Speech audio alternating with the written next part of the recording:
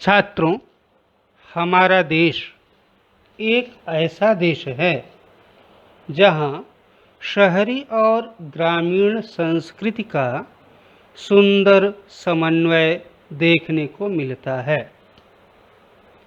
वैसे तो हमारे देश की अधिकांश जनसंख्या यहाँ के गांवों में निवास करती है, पर औद्योगिक क्रांति के पश्चात लोग शहरों की तरफ चले और आज हालत यह हो गई है कि शहरों में भीड़ इतनी बढ़ गई है कि कहीं तिल रखने की भी जगह नहीं है। प्रस्तुत पाठ देहात और शहर पत्र लेखन की विधा में लिखा गया पाठ है, जिसमें गांवों और शहरों में हो रही प्रगति तथा वहाँ की समस्याओं का वर्णन किया गया है। गांवों में धीमी विकास गति के साथ साथ बेरोजगारी, गुटबाजी, झगड़े, अशांति तथा मूलभूत आवश्यकताओं का अभाव है। वहीं दूसरी तरफ शहरों में यदि चमक दमक है तो साथ ही साथ भीड़, प्रदूषण, गंदगी जैसी अनेक समस्याएं भी हैं। तो देहात और शहर दोनों एक दूसरे को पत्र व्यवहार के माध्यम से किस तरह से अपनी समस्याओं, अपनी प्रगति और अपनी विशेषताओं आदि को साझा करते हैं, वही इस पत्र के माध्यम से बताया गया है। छात्रों, यह पाठ आरंभ करने से पूर्व हम पाठ में आए विशिष्ट शब्दों और मुहावरों के अर्थ जान लेते हैं। मुहावरे हैं साझा करना अर्थात बांटना, दुखड़ा रोना अर्थात अपना दुख, दर्द, पीड़ा सुनाना, दिन दूनी रात चौगुनी उन्नति करना अर्थात बहुत ही तेज गति से विकास करना, चार चांद लगाना, इसका अर्थ है शोभा या महत्व को बढ़ा देना। अगला है चिराग तले अंधेरा, जिसका अर्थ है योग्य व्यक्ति के आसपास ही अयोग्यता, अर्थात जहां आप अच्छाई की कल्पना करें, कामना करें, वहीं पर दोष और बुराई दिखाई दे। शब्द हैं खुशहाली, जिसका अर्थ है प्रसन्नता, संपन्नता, रौनक, शान शौकत या चमक दमक। व्यथित अर्थात दुखी। विख्यात बहुत ही प्रसिद्ध। आबादी जनसंख्या। अल्प शिक्षित अर्थात कम पढ़े लिखे।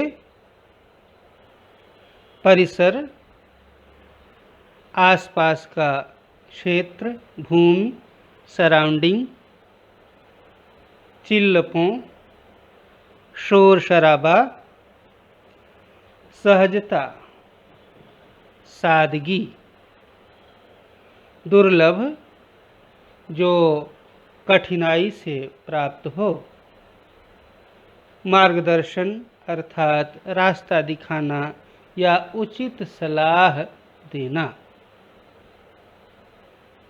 छात्रों, यहाँ पर इस पाठ में देहात और शहर दोनों को एक मित्र के रूप में दिखाया गया है। और जब हम पत्र लेखन करते हैं या अपने मित्र को पत्र लिखते हैं तो किस तरह से अभिवादन और संबोधन होता है, यहाँ पर इस बात को बड़ी अच्छी तरीके से दिखाया गया है। संबोधन, मित्रों के लिए संबोधन कैसा होता है? प्रिय मित्र और उसका जो नाम है वो नाम लिखा जाता है। और अभिवादन में नमस्कार, सप्रेम नमस्कार, नमस्ते, मधुर स्मृति जैसे अलग अलग शब्दों का प्रयोग किया जाता है। यहाँ भी यही बात लिखी गई है। पत्र लेखन में दिनांक भी बहुत आवश्यक है, तो यहाँ पर भी दिनांक लिखी गई है 1 अगस्त 2017। अब ये पत्र जो है, लेखक कौन है, प्रेषक कौन है और प्राप्तकर्ता कौन है, प्रति कौन है। इसमें 2 पत्र हैं। पहला पत्र देहात ने शहर को लिखा है, अर्थात प्रेषक देहात है, प्राप्तकर्ता शहर है। और दूसरा पत्र जो है, प्रेषक या लेखक शहर है और प्राप्तकर्ता देहात है। तो चलिए हम पाठ को पढ़ करके पाठ के उद्देश्य को, भाव को, उसकी शिक्षाओं को समझने का प्रयास करते हैं। प्रिय मित्र शहर, नमस्कार। कल तुमसे बात हुई, मेरे सुख दुख के संबंध में पूछा। किसने किससे पूछा? शहर ने देहात के सुख दुख के संबंध में पूछा कि कैसे, क्या हालचाल है। धन्यवाद, मतलब इसके लिए कि आपने मेरे सुख दुख के बारे में पूछा, इसके लिए मैं आपका आभारी हूँ, आपके प्रति धन्यवाद प्रकट करता हूँ। बहुत सारी बातें मन में हैं, मतलब कहने को, बताने को बहुत कुछ है। सब कुछ दूरध्वनि अर्थात टेलीफोन पर कहना मुश्किल है। सोचा पत्र ही लिखूं। पत्र क्यों लिखूं? कि पत्र में सब बातें सविस्तार बताई जा सकती हैं। अब मैं अपना दुखड़ा क्या रोऊं? दुखड़ा रोना अर्थात अपनी समस्याएं, अपनी मुश्किलें किसे सुनाऊं, किसे बताऊं, कितना बताऊं। चलिए इस बार कुछ अच्छी बातें भी तुमसे साझा करता हूं। कहने का तात्पर्य ये है कि अब तक जो इनसे या शहर और देहात के बीच में बातचीत हुई या पत्रों का आदान प्रदान हुआ, उनमें अधिकांशतः क्या था? देहात ने अपनी समस्याओं का ही जिक्र किया था। इसलिए कह रहा है कि बार बार वही एक ही बात कहना अच्छा नहीं लगता। इसलिए मैं आज अपने या देहात में क्या कुछ अच्छाइयाँ हैं वह आपको या तुमको बताना चाहता हूँ। डिजिटल क्रांति। छात्रों, डिजिटल क्रांति से आप सीधा अर्थ समझिए कि जो कंप्यूटर है, मोबाइल है, इंटरनेट है, इनका जो रोज़मर्रा की ज़िंदगी में या कामों में जो उपयोग हो रहा है उसी को हम डिजिटल क्रांति कहते हैं। डिजिटल क्रांति का थोड़ा असर, मतलब बहुत ज़्यादा नहीं, शहरों जितना इन उपकरणों का, यंत्रों का, साधनों का गांव में अभी प्रयोग नहीं हो पा रहा है। क्योंकि शहरों जैसी सुविधाएं भी देहात या गांव में नहीं हैं, पर थोड़ा थोड़ा लाभ या असर वहाँ भी दिखाई दे रहा है। डिजिटल क्रांति का थोड़ा असर, प्रभाव या लाभ अब हमारे गांव में भी दिखाई पड़ने लगा है। मोबाइल के माध्यम से नित नई सूचनाएं हम तक पहुंचने लगी हैं। पहले क्या था, गांव में संचार माध्यम इतने ज़्यादा विकसित नहीं थे, व्यवस्थित नहीं थे। देश में, समाज में क्या हो रहा है, देहात या गांव के लोग, ग्रामीण भाई हमारे उन बातों, खबरों को जान नहीं पाते थे, अनभिज्ञ रहते थे, अपरिचित रहते थे। और इसीलिए सरकार द्वारा, शासन प्रशासन द्वारा जो गांव के विकास की योजनाएं चलाई जाती थीं, उनका भी उन्हें ज्ञान नहीं था। अब धीरे धीरे जैसे जैसे संचार माध्यमों का प्रभाव, प्रसार देहातों तक, गांव तक हो रहा है, वैसे वैसे ग्रामीण लोगों को, गांव के लोगों को सरकार या शासन की योजनाओं, नित नए परिवर्तनों, ज्ञान विज्ञान के क्षेत्र में हो रहे नए अन्वेषण, शोध, खोज आदि बातों का पता चल रहा है, जिससे अब गांव की भी दशा, गांव की स्थिति में भी कुछ सकारात्मक परिवर्तन, अच्छे बदलाव आ रहे हैं। स्वच्छ ग्राम स्वस्थ ग्राम परियोजना, परियोजना मतलब सरकार द्वारा चलाई गई योजना। क्या है? स्वच्छ ग्राम स्वस्थ ग्राम। अर्थात जब गांव में स्वच्छता रहेगी तभी गांव वालों का स्वास्थ्य भी अच्छा रहेगा।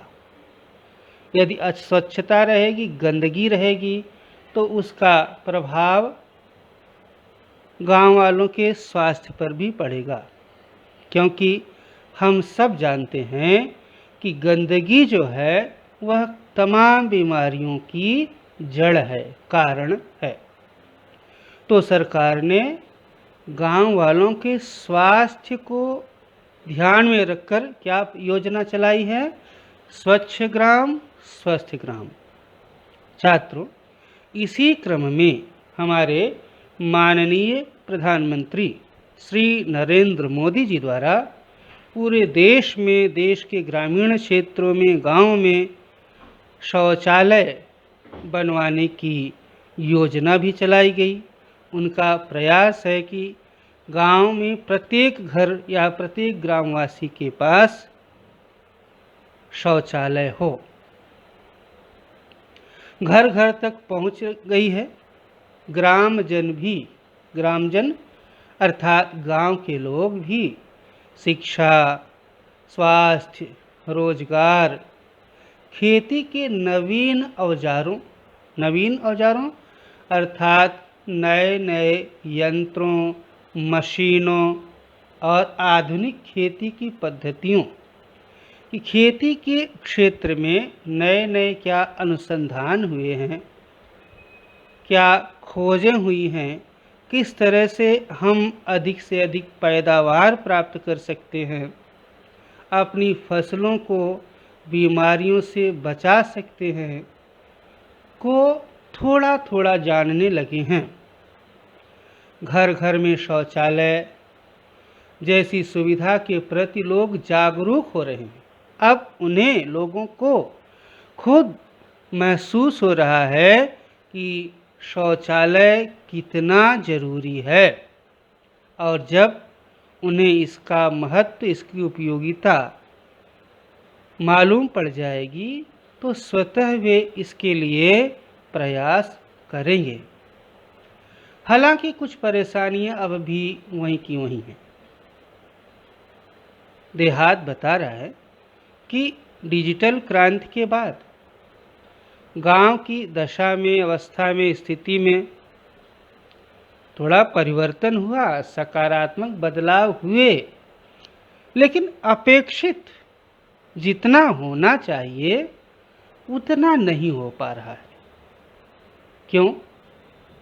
कि गांव अभी भी विकास की लहर से दूर हैं, या इसके अलग अलग भी कारण हैं कि जो सरकारी योजनाएं चलाई जाती हैं उनको क्रियान्वित करने वाले अधिकारी, कर्मचारी वो इतने सक्रिय नहीं हैं, या दूसरा एक भी कारण होता है कि हमारी जनता भी सरकारी योजनाओं में उतना सहयोग नहीं देती है। क्या क्या परेशानियां हैं पीने का पानी लाने के लिए? बताए, पेयजल की समस्या गांव में बहुत बड़ी समस्या है। शुद्ध पेयजल कम ही गांव वासियों को प्राप्त हो पाता है। दूसरी बात यह है कि जब गर्मी का मौसम आता है तो देश के बहुत से क्षेत्रों में भूजल का स्तर इतना नीचे चला जाता है कि कुएं, हैंडपंप आदि बंद हो जाते हैं, सूख जाते हैं, और लोगों को दैनिक उपयोग के लिए जो जल या पानी की आवश्यकता होती है उसके लिए दूर दूर तक भटकना पड़ता है।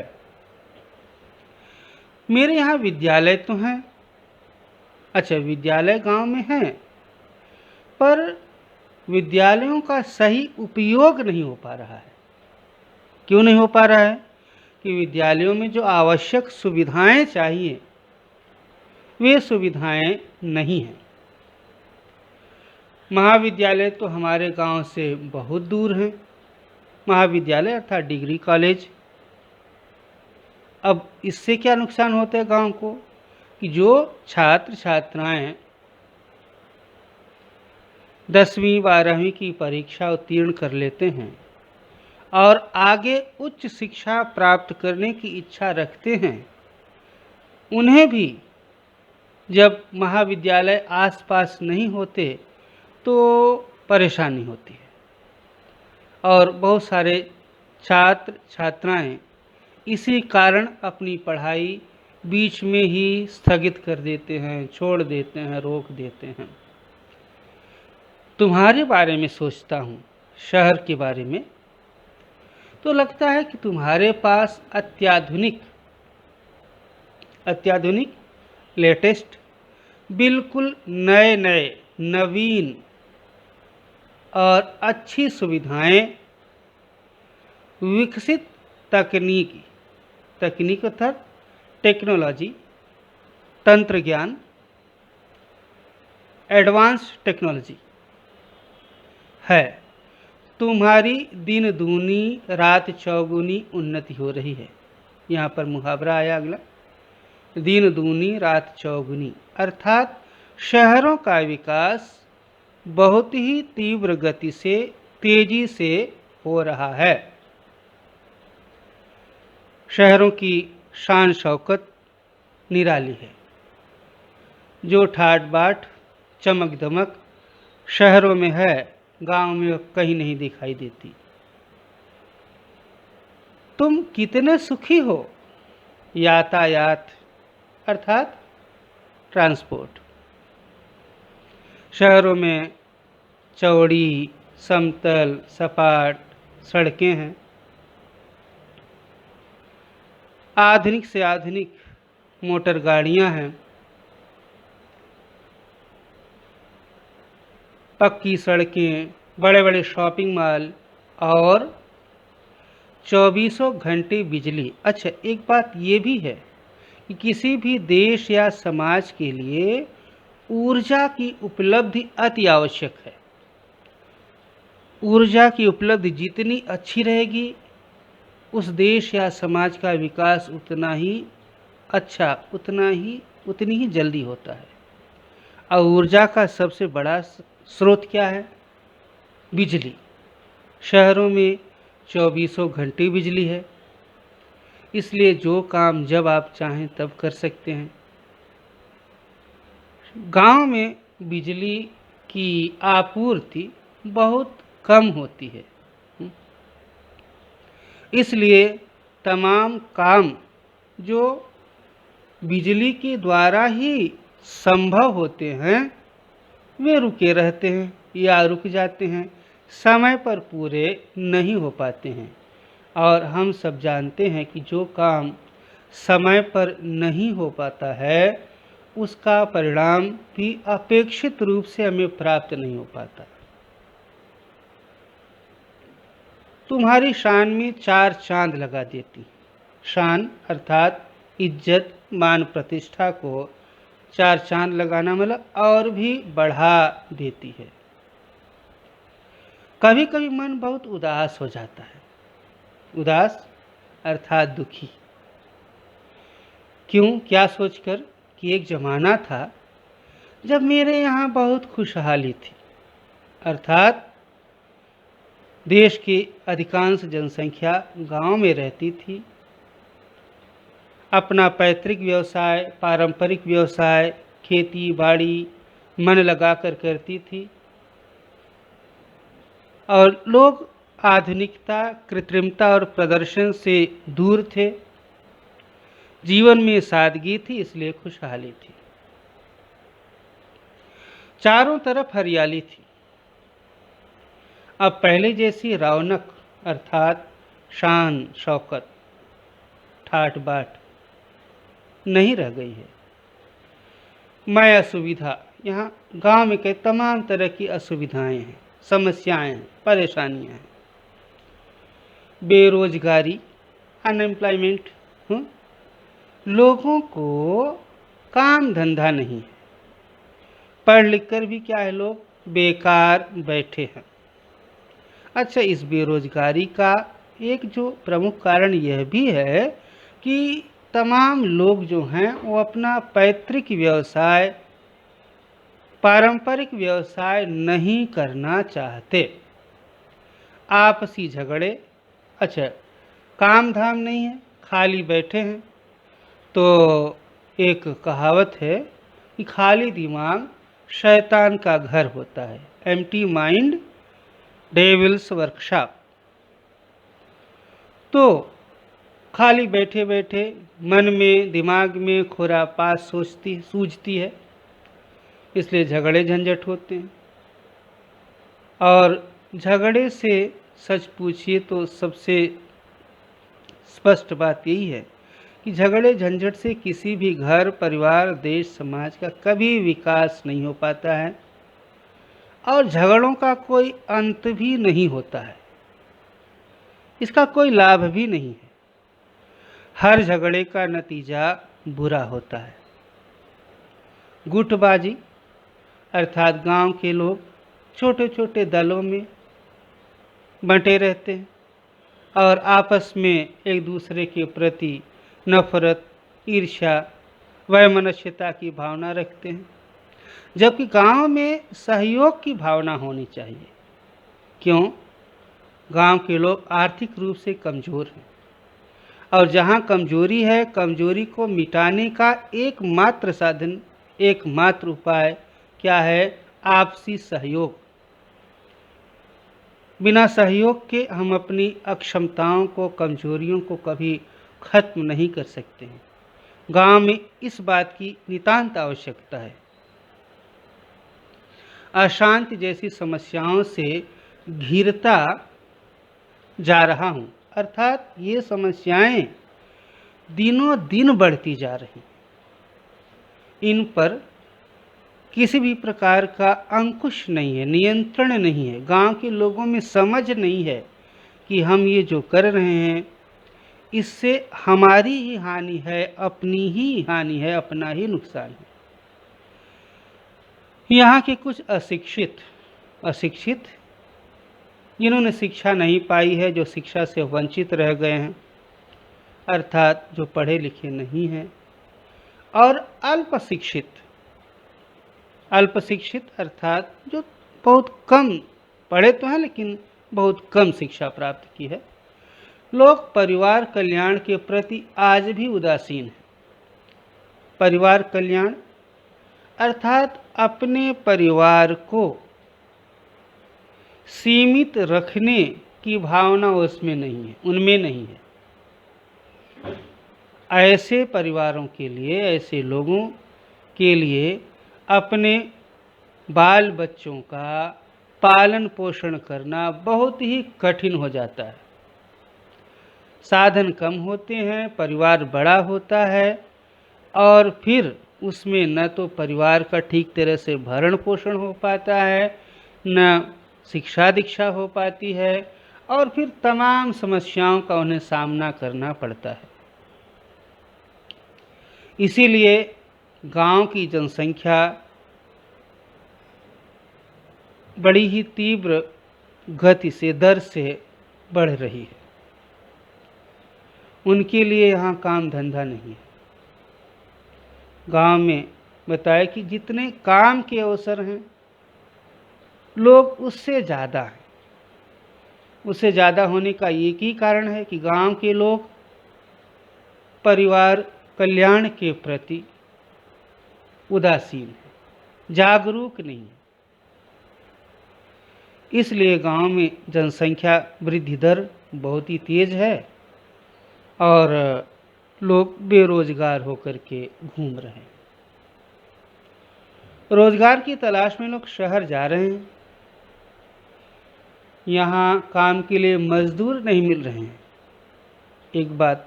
एक कटु सत्य ये भी है कि गांव के लोग शहरों में आकर मजदूरी करते हैं, पर गांव में रहकर मजदूरी नहीं करना चाहते हैं।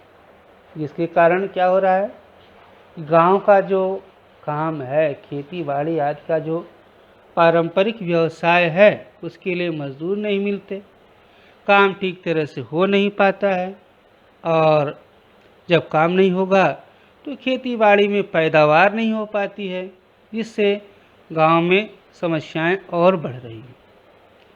शहरी चमक दमक अर्थात शान शौकत, ठाट बाट और आधुनिक सुविधाओं की ओर आकर्षित होकर लोग मुझे अर्थात देहातों को छोड़कर शहरों की ओर या तुम्हारी ओर दौड़ रहे हैं।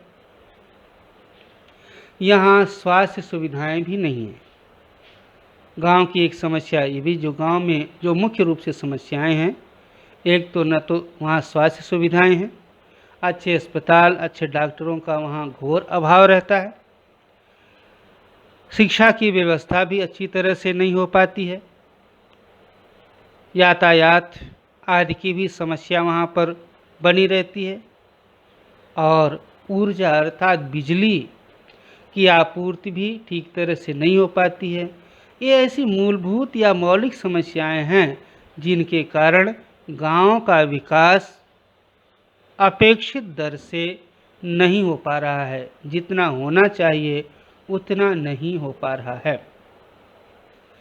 बीमारियां हैं, पर पर्याप्त मात्रा में सुसज्ज मतलब वेल इक्विप्ड, जहां हर तरह के उपकरण हों, उपचार के सामान हों, सुविधाएं हों, डॉक्टर हों और अच्छे अस्पताल नहीं हैं। इसलिए गांव वासियों को अपने स्वास्थ्य के लिए बहुत परेशान होना पड़ता है। लोगों को ठीक समय पर दवा नहीं मिल पाती, उनका उपचार नहीं हो पाता, इलाज नहीं हो पाता और फिर असमय मृत्यु के शिकार हो जाते हैं लोग। मेरा परिवार टूट सा रहा है। देहात कहते हैं मेरा परिवार, अर्थात ग्रामीण क्षेत्रों में जो भी रहने वाले हैं सब उसके परिवार हैं।